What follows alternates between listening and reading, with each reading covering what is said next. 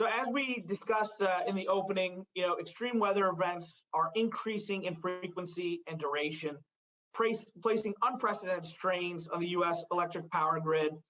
And when the grid fails, the human and economic toll can be staggering. You lived through some of this in Texas last winter. Can you just speak from your perspective about the importance of reliability and what you see as the potential threats to reliability as we undergo the energy transition? Yeah, Neil, so in our business, we must balance three important objectives. Affordability of our essential product, and electricity is absolutely essential and is going to grow in its importance as we electrify the economy. Reliability, so that we can deliver that resource to who needs it, and the environmental footprint of our operations. And I'd say that that's with an emphasis on greenhouse gas emissions. And we have seen examples of where those three primary objectives have gotten out of balance, and we've got to balance them. And namely, what's happened in two instances, reliability has taken a back seat, and we can never allow that to happen in the electricity business. Texas, affordability became oversized relative to reliability. Now, it was an honorable quest to make sure that businesses had the most affordable energy so that Texas could attract those businesses. But at the same time, we need to make sure that that balance stays in place. And of course, we saw what happened because a number of dispatchable generation assets retired. And then we had a dislocation in the integrated natural gas and power systems during Winter Storm Uri, and we had a tragic, loss of power and then loss of life. Because when you lose electricity, especially during the winter, it's going to have some pretty deep consequences. And then in California, where there's been an honorable pursuit to try to get off of fossil fuels in the electric system, once again, we overshot reliability on this one. And this time it was around emissions. And again, we had premature retirement of generation that resulted in a disruption in supply-demand balance. So the one thing I think I would emphasize is that it is incredibly important that as we transition, and we are transitioning, and by the way, Vistra is a believer in climate change. We've been making changes. I inherited a company that was 70% coal. It's down to 20%, going down below 10%.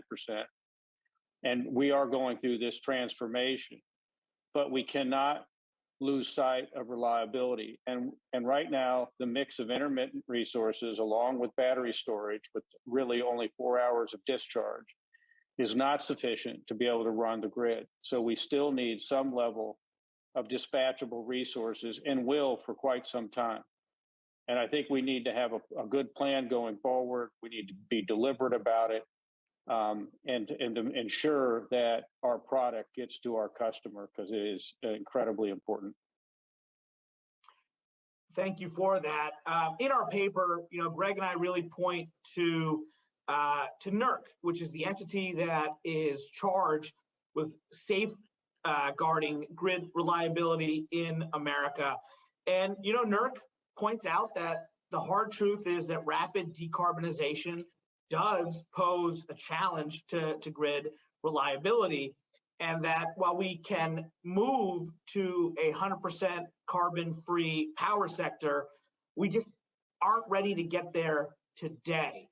Can you talk a little bit about how you have navigated that during your tenure, and how you think a price on carbon can play into that transition as we are cognizant of what NERC says are the reliability challenges being posed by rapid decarbonization, and why perhaps a price on carbon is that reliability tool? Well, the first thing in our fleet, and I believe this is true of the country in general, is that we have a mix of resources. Our company has wind, solar, battery storage, natural gas. As I mentioned earlier, we have some coal as well, nuclear. So you could call us sort of the all of the above. And I think that is still important. I think you got to have something that you can dispatch when it's called on when intermittent resources are not available. So, I think that's the first thing that I would say that's really important, Neil, is to have a good mix. Now, when you speak of a carbon price, first of all, I was struck by Senator Hickenlooper's comments about, here's a Democrat senator talking to someone who served 3 Republican administrations and is a Republican. And the one thing I like about the Climate Leadership Council is that it brings many people who would never come together, organizations, economists, and others, over a common goal. And it was interesting to hear, how Senator Hickenlooper was influenced by George Shultz. And that's the way our company was. We were influenced by the commonality of a diverse set of members of the CLC. And I hope that the country can come together, because when you talk about a carbon price, I think the most effective way to do that is to do that on a nationwide basis. Unfortunately, if you don't do it on a nationwide basis, all it does is pushes the problem into somebody else's backyard. And so if you put a price in one region of the country, then generators in another region who don't have that price will actually get more runtime, and you'll see an actual and potentially an even increase in the amount of fossil fuels used, and you might actually see an increase in greenhouse gas emissions. So the one, I think, critical thing on a carbon price is that it should be nationwide, which is going to require our federal government to take this action. And I'm glad to hear a senator like Senator Hickenlooper take leadership and ownership of that, and I hope that happens. The other thing I think is incredibly important that you mentioned earlier and it's in your paper is that capital formation is incredibly important in competitive electric markets. You have to be able to raise capital, and a carbon price is transparent. It's also across the economy. And so if you have uncertainty and a lack of clarity and lack of timing in competitive markets, it's a recipe for disaster, because you can't raise capital. The one thing that a carbon price allows us to do is to raise the capital because of the transparency and the certainty that it offers to markets.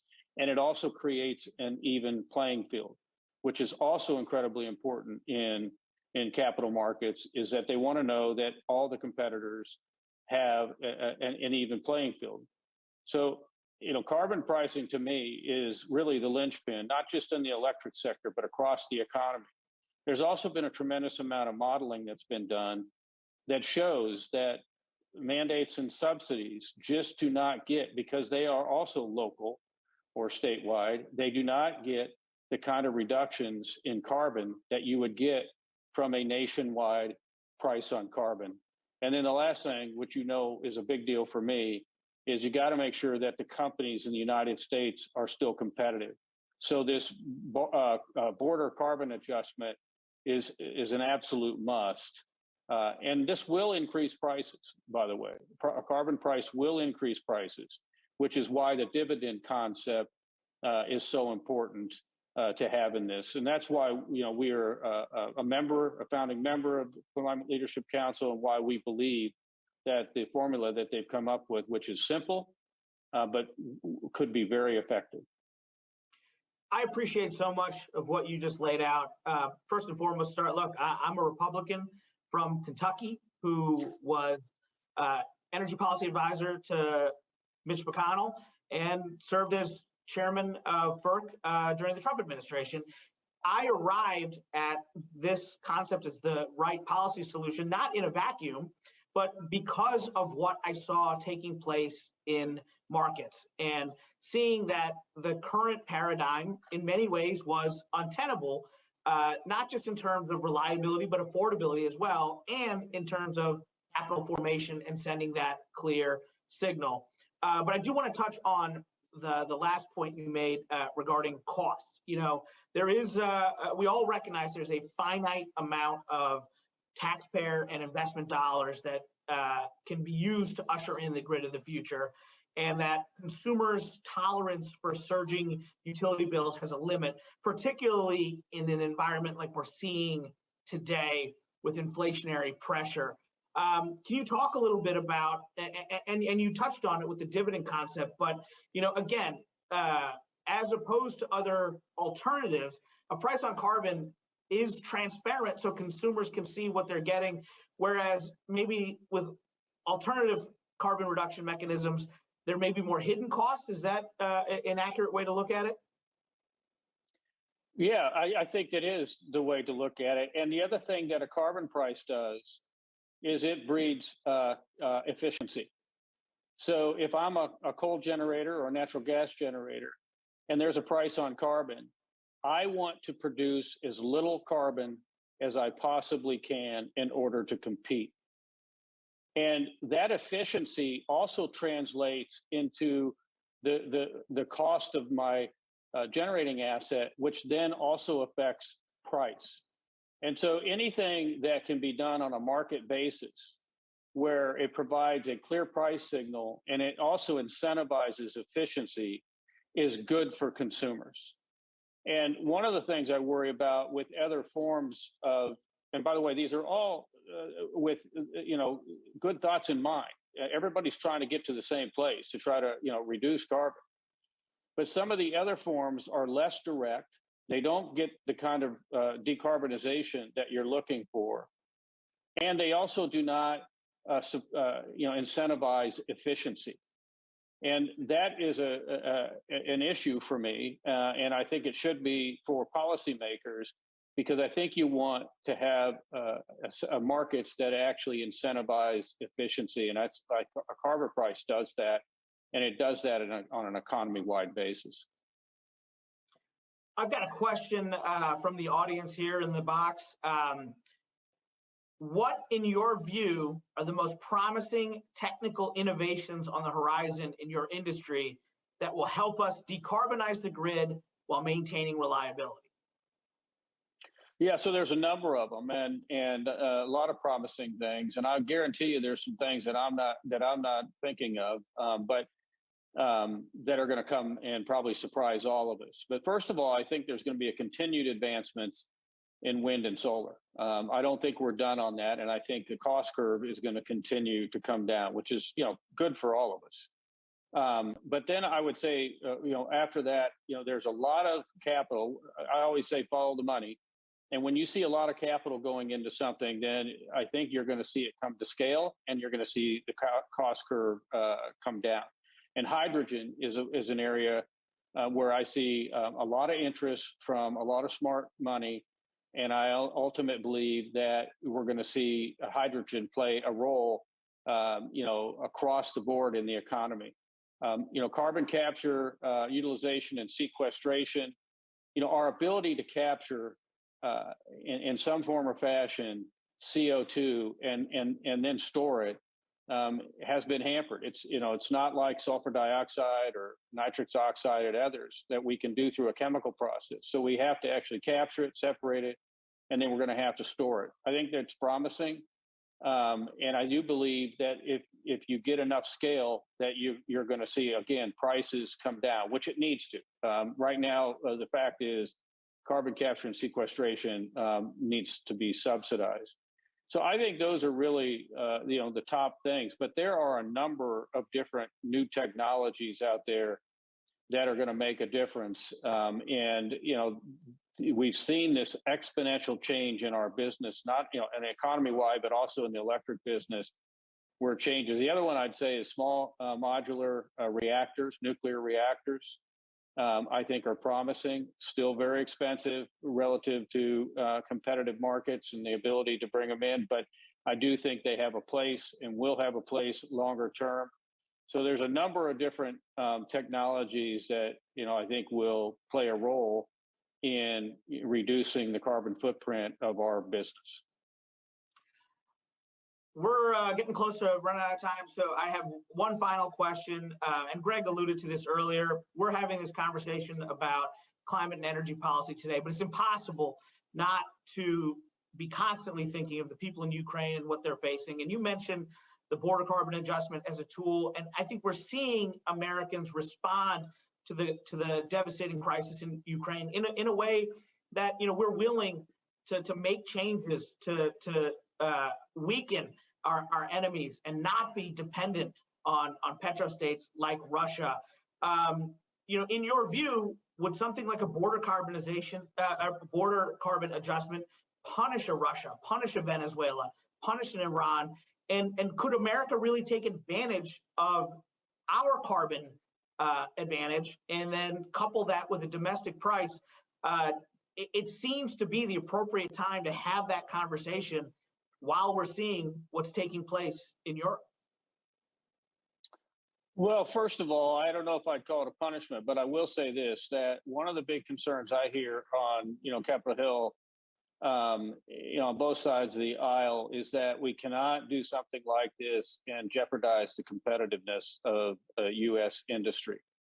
And so I think there's just a fairness aspect. The other argument that is made is that the U.S. has done more than any other country, and it is slated to do more in many of the agreements, and they view that as a bit unfair. They look at it and say, how come China is adding coal plants and we're shutting them down? And they look at that competitiveness, and I think that's fair.